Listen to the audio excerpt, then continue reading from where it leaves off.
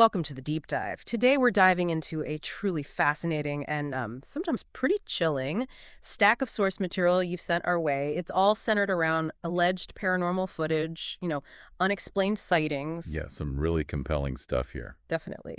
Our mission today is basically to pull apart these accounts, these videos that claim to capture the truly unexplainable.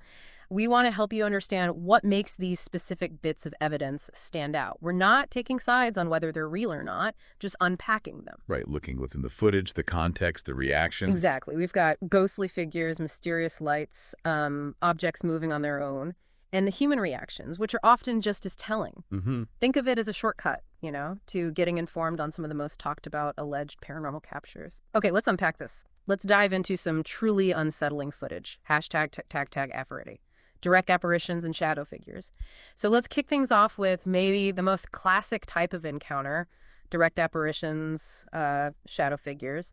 Our first one, this is source number 15, takes us to Japan, an abandoned building. Yeah, it sounds like a small group was exploring maybe an old boarding school or some kind of institution. Could be.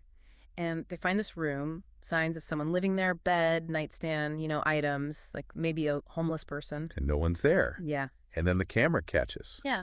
Well, it catches something else. An abnormally tall figure. That's the description. Yeah, like a large man, dark clothes, but semi-transparent. And get us, missing the top half of his head. Whoa. Okay. And the group's reaction is instant. Screaming, running, confirms it wasn't one of them. That specific detail, the missing head, is just deeply disturbing. It is. And it's a strange recurring motif you sometimes hear about in these kinds of accounts. Suggests something really other. Okay, so it's not just abandoned buildings. What about, everyday places? Source number 14 gives us the airplane shadow figure. Yes, the airport security guard. Right. He's doing a routine check, empty commercial plane, it's dark, and he's filming because there were reports of noises. A sensible precaution, I suppose. He gets near the front, by the bathrooms, and spots this dark shadow near the top of a doorway. Described as having long hair leaning from the top. Exactly. But here's the creepy part. As he gets closer... It interacts. Yeah, the shadow darts several times from behind the wall, and each time it seems to get bigger, expose more of itself. Okay, that's actively unsettling, not just a static image. Right, and then the guard just decides, this is not human, and bolts off the plane. That reaction, that immediate nope, tells you a lot. It wasn't just seeing something odd, it was perceived as a threat, something unnatural responding to him. It's those reactions, yeah. They make it feel so much more real. And it happens in places you wouldn't expect too, like college campuses. Source number 9, the San Francisco College Spirit. The campus ghost legend. Student took her own life, now haunts the halls. Common story type. Yeah. And this footage supposedly was filmed by a night guard after she'd experienced weird stuff. So he's already primed, maybe. Possibly. He's checking these pitch black rooms, pans out after one, and boom, dark human figure zips out of the shot. Swiftly running, it says. But what makes it stand out? Key details. Semi-transparent and dark, and it seems to glide or float away. The source insists this confirms it's not a real person. That gliding motion again. We see that description a lot. And the guard's reaction. Instant fear. Runs. But he keeps filming, apparently, to prove no one was hiding. Interesting choice under pressure. It adds that layer of trying to document, even while terrified. Now, for one that sparks a lot of debate, the Barton Mansion video, source number 1. Oh, yeah, the 2001 footage. Yeah. Infamous place, that mansion. Built 1850s, doctor's daughters died. He supposedly went insane. Classic haunted house backstory. Totally. Keens explored it for years. This group of 4 went in with cameras. They'd apparently found weird things before, like raw meat on the ground. Which is bizarre in itself. And one teen claimed to see a body beneath a room door. Yeah, just unsettling setup. So they're filming, sudden sound, and then... The figure appears.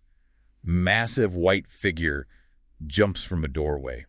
The footage is rough, right? Lots of screaming, camera shaking. Very difficult to see clearly. But freeze frames apparently show a skeletal face and either baggy white clothes or a smoke-like body. And the debate is huge on this one. Absolutely. Some say it's clearly faked, maybe a clip from something else. Others are convinced it's 100% proof. It really shows how that old low-res footage combined with panic can, cut both ways. fuels belief and skepticism. Exactly. Proof is so hard to pin down with material like that. Okay, shifting slightly, what about seeing something when the person involved is totally unaware? Source 11, the concert spirit. Ah, the Japanese show footage. Seems like it was a program about the paranormal. Looks like it, yeah. Guests are probably professionals. A woman speaking on stage. And behind her. A ghostly white face with dark hair and eyes peeks out. Just for a moment, she has no idea. And it vanishes quickly. Yeah, seems to move fast and disappear as she walks away from the room. Action. They do. Gives a clear visual of the entity, but it's unknown if anyone else there, like the audience or other guests, actually saw it in the moment. That's fascinating. Raises that question about perception. Could something be visible only to the camera? Or only under certain conditions? Challenges the idea that if it's there, everyone must see it. Like it exists on a different frequency or something. Okay, speaking of being unaware, source number 3, the peering spirit. Guy takes a selfie.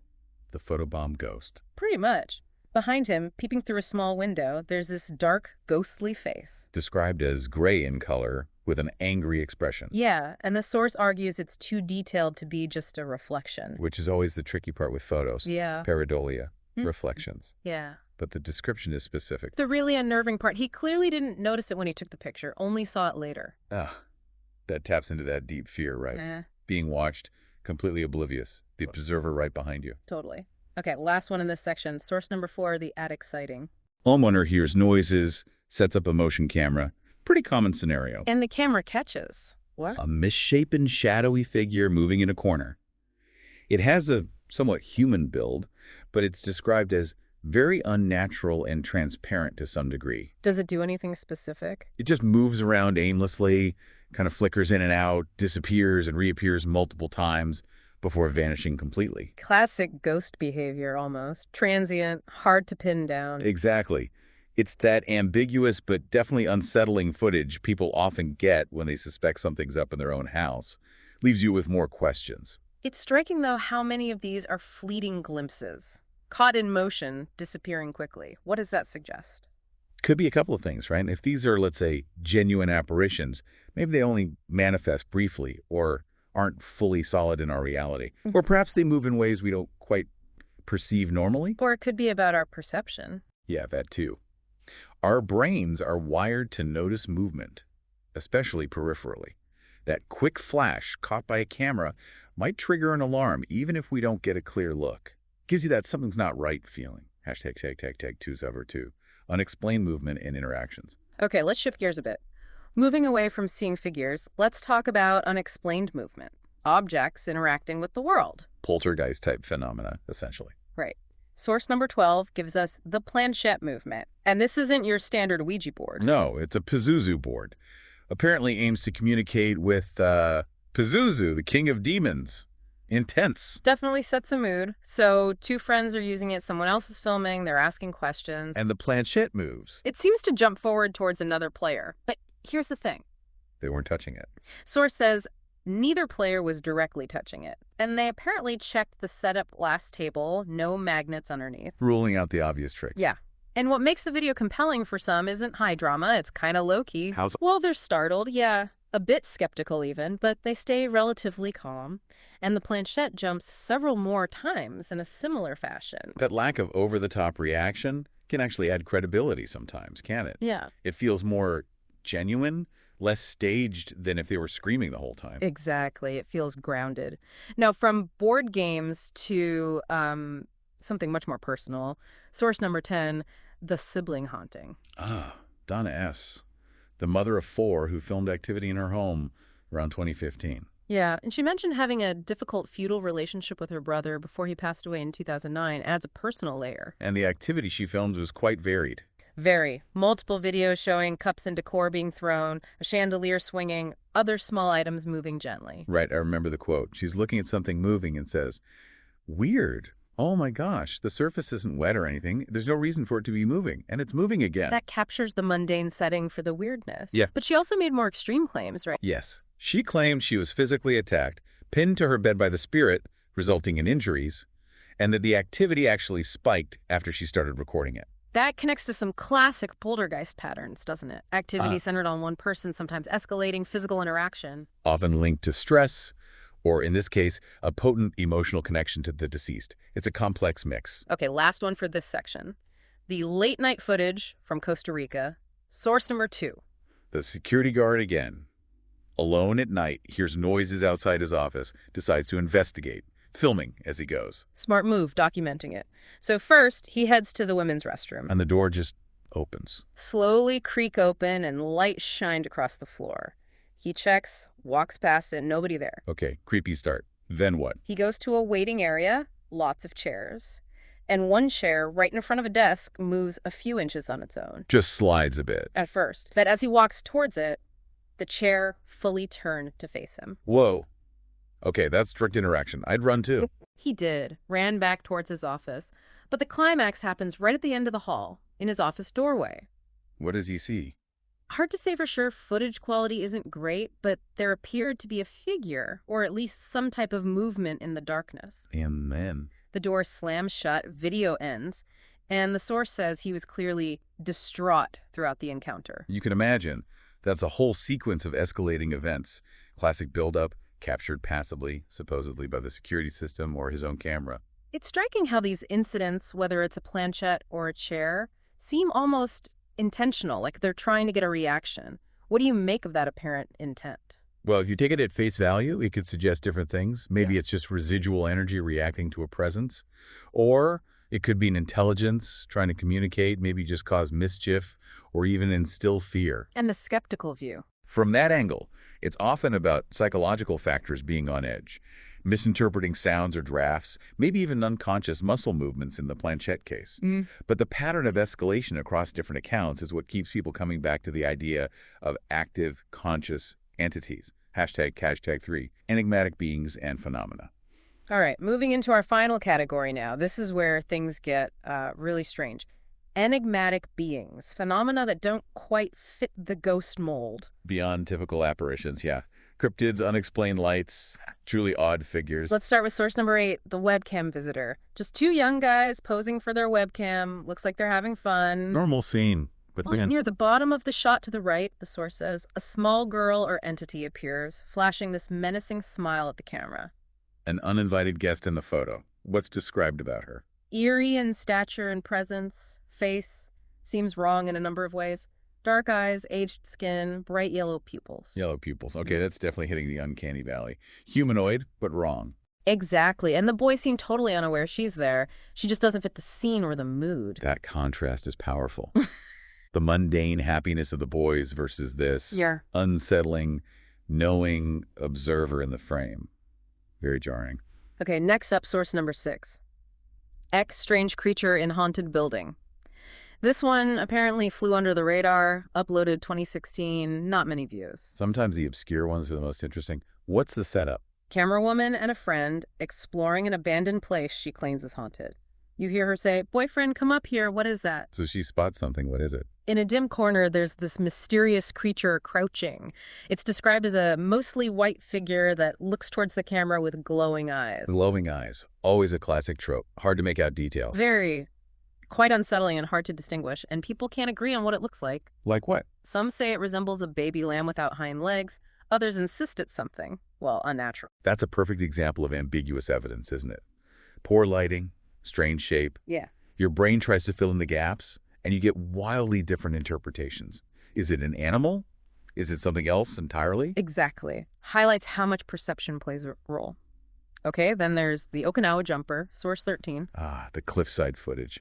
Young friends documenting their trip to these high cliffs in Okinawa. Yeah, you see other tourists around on the right side, but the left cliff face is empty in several shots. And then later, Something appears. the camera catches a dark figure jump off the edge of the cliff for a split second. They slowed it down. Yeah. It shows this apparition entering the shot suddenly, running to the edge and diving off. But the key thing here isn't just the figure, it's the context, right? Absolutely crucial. Various details, the source says, suggest the jumper was not a real living person, but the most important... Nobody else reacts. Exactly. No one seemed to notice them. With all those other visitors around, if someone actually jumped off a cliff... There would have been screams, pointing, chaos. Yeah, A major reaction. definitely. The total lack of response from everyone else is what makes people think this wasn't a physical person, but maybe something else. Visible only briefly or only to the camera. It's a compelling point. That lack of shared experience in a public space is often cited in apparition accounts. Okay, let's talk urban legends. Source number 5, the Mothman. A classic cryptid. Human moth hybrid, glowing red eyes, decades of sightings, especially around Point Pleasant. Right. These photos, submitted a few years back, anonymous driver on State Highway 2. What did they claim to see? Saw something jump from tree to tree over the road, pulled over, snapped pictures. And the pictures show. A dark figure in the sky with large pointed wings and legs. The legs look sort of human, but abnormally long and bent in a puzzling way. Strange morphology. And what of the witnesses' credibility? They claim they'd just moved there for work, didn't know the Mothman legend well, and insisted the photos weren't faked or doctored. That's a common element. The naive witness, whose testimony seems more reliable because they weren't looking for it or steeped in the folklore. Still, photos of flying figures are notoriously tricky. For sure. But intriguing, given the history of that specific legend in that specific area. Definitely adds to the local mythology, if nothing else. All right, finally, let's look up. Source number 7, the Peru Lights. Okay, shifting from cryptids to UAP territory, what did the video show?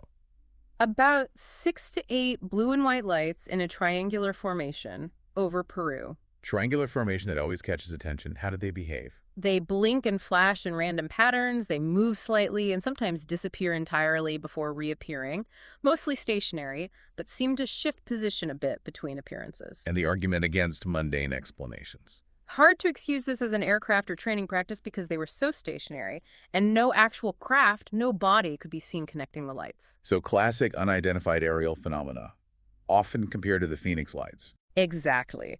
Deemed another example of that type of sighting, and the explanations are all over the map. Let me guess.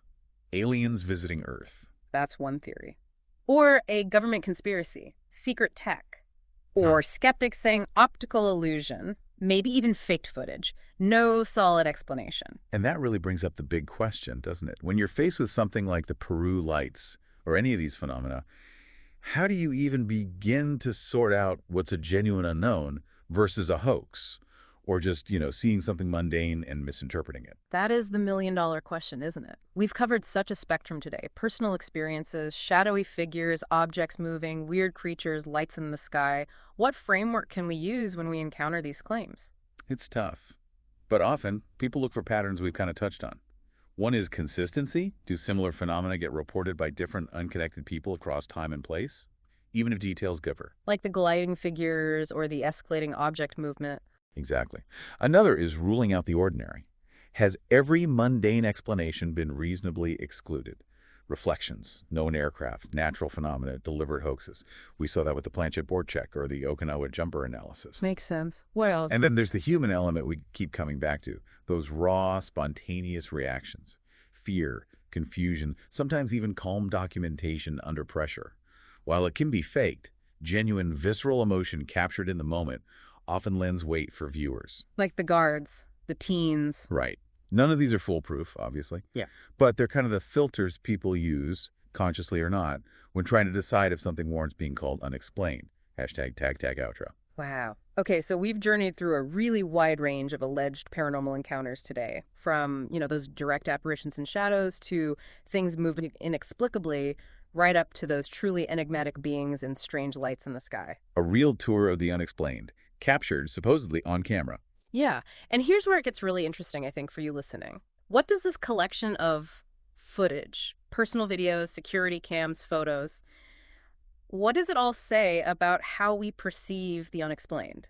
And maybe about our ongoing human drive to figure out what might lie beyond what we currently understand? That's a great point. If you connect all these threads, look at the bigger picture. It suggests that whether you personally believe in ghosts or aliens or anything else, the human experience itself consistently throws up these encounters, things that defy easy answers. Pushing us to question the edges of the known world. Exactly. Maybe it's less about finding that single piece of definitive proof and more about acknowledging the limits of our current understanding. It invites us to consider that reality might just be way more complex, maybe more layered than our day-to-day perception allows for. So a final thought for everyone listening. What stood out most to you from these accounts we discussed? What specific sighting or detail makes you pause? And what does it make you question about the world around you?